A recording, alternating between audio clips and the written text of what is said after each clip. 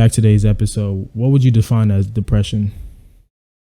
Depression definition? That's crazy. Like I think everybody has their own like definition of it. But like, to me, it's just really about feeling alone. Like I think depression is like really based about loneliness and just like feeling that you have no one around you, just you in your mind, really. Yeah, like I don't know, because I was kind of reading into it, and like scientists, you know how before depression kind of became a thing that's more common and known, a lot of times it got treated by drugs, because like early scientists kind of found like it was like a chemical imbalance, but it's really like the idea is really starting to change, that it's more about like your environment and like you said, feeling lonely. And the Google definition is a mental health disorder characterized by persistently depressed mood or loss of interest in activity causing significant impairment in daily life. So practically, like you said, just in a way you're being alone, like without having that interaction with people, which is so important. It literally will cause someone to like, always be in an upset mood. And like, what would you define as, Dre? Loneliness, definitely. That's kind of how I that's felt. the most common. That's the most common. But you can't compare it to like. Or actually, I say like feeling like you don't have a purpose. Facts. That's another thing, bro. That's another thing like about like the environment you grow in. Like one, having good people around you, but also two, feeling like those people, your parents, and like the environment around you gives you a sense of purpose. Like either you want to give back, you want to do something greater for a sense bigger than money, which kind of leads to, I was gonna say, the two causes. What do you believe are the two causes though?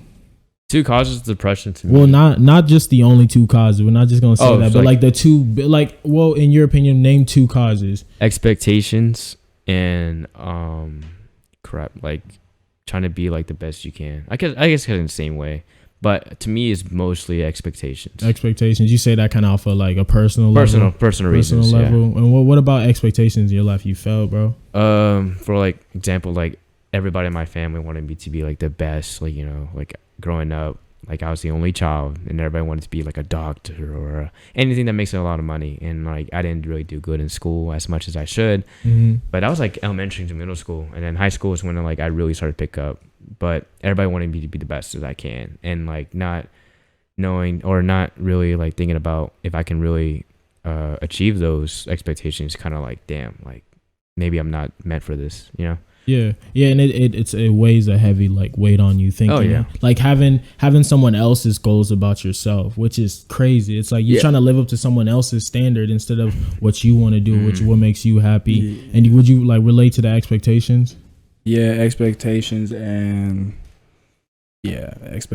lot. What were you saying? For like me, when I like felt depressed, it was like, damn, I was expected to play football, expected to be a D1 athlete. It's what everyone expected me to be. Everyone expected me to go to college for football on a full ride or something like that.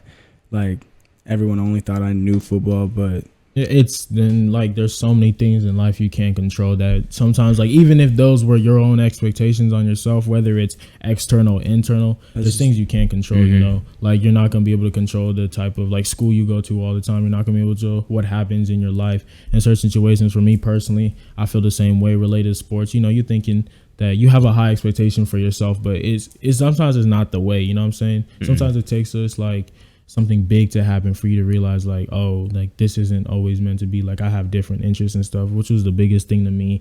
And outside of just expectations, in my belief, I really think it has to do with like what you value, like a lot of things, people, if you value materialistic things, it's going to make you like, it's going to, of course, I think we talked about this in our last, in Off the Dome, talking about reality TV, bro, like how it kind of gives people the thought like, oh, my life has to be like that to be happy, or like I have to achieve a lot of money, like having bad values, thinking that money is gonna buy everything. And like I don't know, like would you say you ever felt that way? I mean, yeah, because I always thought like I had like, for example, for me, I had like the iPhone 6, and like all my friends were getting like the iPhone 10, the iPhone 8, or whatever, right? And then like I was always there like, oh, only iPhone 6, like what's the point of like I always wanted to be like a part of like that group, I always want to be a part of something, to be like within everybody else. Like I think like high school plays a big role too, because you always want to be popular and stuff like that. You never want to be yourself really. And everybody just follow trends. Like I always wanted an iPhone 6, and then once I got like my iPhone 11, I was just like, wow. It didn't like bring you the happiness that you thought it was gonna bring you. You like get the phone, you're like, whoa, damn! Like all this hype and stuff. It's like that false sense of like that dopamine you get, just the rush of the anticipation, bro. Like living up to what other people want to do is like it's just always gonna kill your mood. Like I think everybody should just be appreciative of what they have. Just be grateful for what the things you have, even if it's like. Love yours. Like that's a big thing. Love yours. You gotta really start appreciating what you have before more could come, honestly. Exactly. Yeah. And it's like living, we're gonna repeat this, living up to other people's expectations is not at all what's gonna get you there. And like Devin, he defines, Kazu to living up to that, and also relating to like just being materialistic. People thinking like, oh, I have to have this item is going to bring me money. Like for some things, I believe like in some things, there's some things you spend your money on that do give you value, but those are only, it's not every item. Like to me, like if you really worked hard, like let's say you do really good in school, you got all A's, of course, go buy something, reward yourself. And that kind of brings you like a sense of happiness. It's like a purposeful, purchase. It's purposeful. It's not, oh, I see my favorite rapper buy a new chain now. I'm about to go like, you know what I'm saying? If you honestly just buy anything without any purpose, there's no point. Like exactly. You're not gonna it's be kind happy of being conscious about it, not thinking money is gonna buy away your happiness. Yes, money will get you to a point in life where where if you're financially stable, you'll be easier to be happier. But past that, like there's only so much you can buy that's gonna that's why honestly, billionaires. Money just make things less stressful for you. That's True. it. True. That's it. I mean, once you get that stress out the way, once you get that stress out the way, you can really start thinking. Yeah.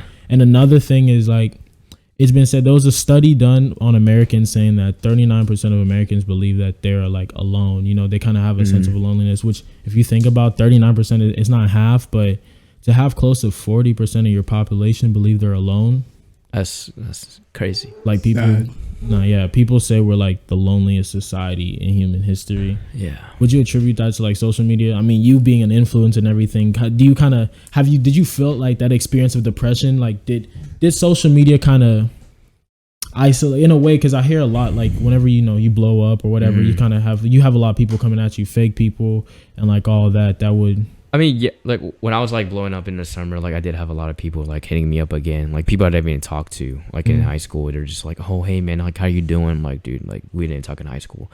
So it's like you kind of just don't know like who's really there with you and who's like just there just for your fame. Like I think, in my opinion, like people who are patient for me to really blow up, those are the ones who are real, and those are the ones who don't really like ask for anything. Is where like I think people are real.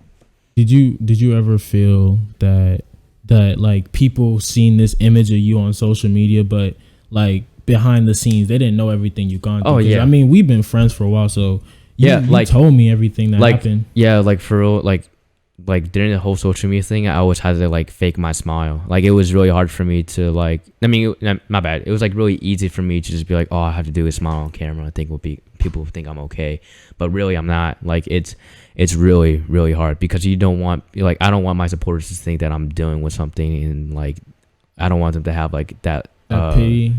I don't feel pity or that stretch to be like, oh my god, I need to do something for Devin to make him like more happy and stuff like that. But that's the only thing I didn't want. And you guys ought to understand, like depression isn't. You can't confuse depression with just like being sad and upset. Like if someone actually is depressed, you can't walk up to them and be like, hey man, you're gonna feel better the next day, or like, hey bro, you can't confuse that. And a big part of that is gonna like lead you to be more like sensitive about it and thinking not thinking that you can't share that you're upset. You know what I'm saying? Because you have people insulting like the idea of depression being like a weakness or something is not going to help anyone want to share that. It's important to share, like tell someone. It's important to find help. And what would you say helped you through your depression?